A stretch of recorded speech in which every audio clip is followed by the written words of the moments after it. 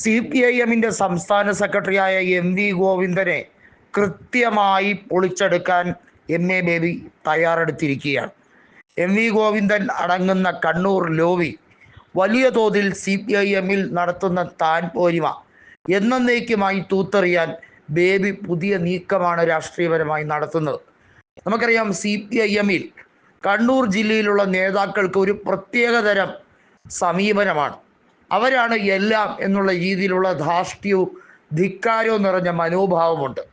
അത് ഒളിച്ചടുക്കി കൊടുക്കാൻ MA ബേബിയെ പോലൊരു വ്യക്തിക്ക് കഴിയും എന്ന് തന്നെയാണ് പ്രത്യാശ പ്രകടിപ്പിക്കുന്നത്. വരുന്ന നിയമസഭാ തെരഞ്ഞെടുപ്പിൽ പിണറായിയെ മുൻനിർത്തി തന്നെയാണ് LDF തെരഞ്ഞെടുപ്പിനെ നേരിടാൻ പോകുന്നത് എന്ന ആഹ്വാനം പറഞ്ഞിട്ടുണ്ടെങ്കിലും അത് വാസ്തവത്തിൽ അത്തരത്തിലേക്കൊരു സമീപനമല്ല ബേബി സ്വീകരിക്കാൻ പോകുന്നതെന്ന് എല്ലാവർക്കും അറിയാം.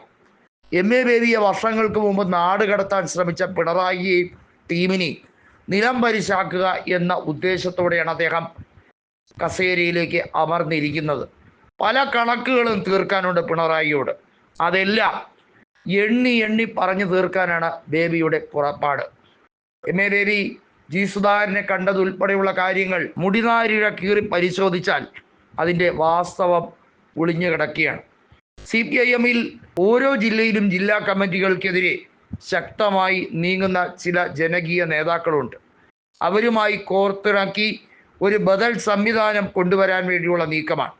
പണ്ട് VS അച്യുതാനന്ദൻ ഉണ്ടായിരുന്നപ്പോൾ എങ്ങനെയാണോ പിണറായി പാർട്ടിയെ പിടിച്ചെടുത്തത്, അത്തരത്തിൽ പിണറായിയുടെ ആധിപത്യത്തെ തകർക്കുക എന്ന ലക്ഷ്യമാണ് ബേബിയുടെ മനസ്സിൽ മുഴുവനായി ഉള്ളത്. MA ബേബിയെ നാട് കടത്താൻ, അതായത് കേരള രാഷ്ട്രീയത്തിൽ ഒന്നുമല്ലാതാക്കാൻ പിണറായിയും ടീമും കളിച്ച വൃത്തികെട്ട കളികൾ അതൊന്നും ബേബി സ്വപ്നത്തിൽ മറക്കാൻ പോകുന്നില്ല. അതുകൊണ്ട് തന്നെ അദ്ദേഹത്തിന് കുഴലൂതാൻ നിൽക്കുന്നവരെ എല്ലാം ചാടിക്കാൻ വേണ്ടിയുള്ള നീക്കമാണ്. അതിന് ബേബി കണ്ടുപിടിക്കുന്ന വഴി E ജയരാജനെ അടക്കമുള്ളവരെ കളത്തിലിറക്കാൻ വേണ്ടിയുള്ള ശ്രമമാണ്.